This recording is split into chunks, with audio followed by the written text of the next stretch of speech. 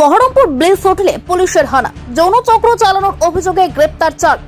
গোপন সূত্রে পাওয়া তথ্যের ভিত্তিতে বুধবার দুপুরে বহরমপুর থানার পুলিশের পক্ষ থেকে আইটিপিএ আইনে একটি গুরুত্বপূর্ণ অভিযান চালানো হয়। অভিযানটি পরিচালিত হয় বহরমপুর থানার অন্তর্গত চুয়াপুর মোড় এলাকায় অবস্থিত ব্লেস হোটেলে।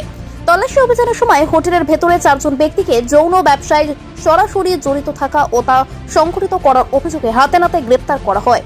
পুলিশের প্রাথমিক তদন্তে জানা যায়, হোটেলের মালিক রীনা বিশ্বাস ও ম্যানেজার রামেন্দ্র পাল সহ অন্যান্য অভিযুক্তরা দীর্ঘদিন ধরে এই হোটেলটিকে অবৈধ যৌনচক্র পরিচালনার কেন্দ্র হিসেবেই ব্যবহার করছিল। গ্রেপ্তার হওয়া অভিযুক্তরা হলেন সৌভিক ঘোষ, বয়স 23, তেহাট্টা, নদিয়া; সৌমেন মণ্ডল, বয়স 30, পাচানতলা; প্রভাত চক্রবর্তী, বয়স 34, ভাকুড়ি; চম্পা মণ্ডল, বয়স 40, পশ্চিম বাজার। অভিযানের সময় হোটেল থেকে একজন নির্যাতিত মহিলাকে উদ্ধার করে পুলিশ নিরাপদ হেফাজতে নেয়। এই ঘটনায় বহরমপুর থানায় একটি নির্দিষ্ট মামলা রুজু করা হয়েছে। ধৃত 4 অভিযুক্তকে আগামীকাল আদালতে পেশ করা হবে বলে পুলিশ সূত্রে জানানো হয়েছে। Bureau report 24 TV Bangla.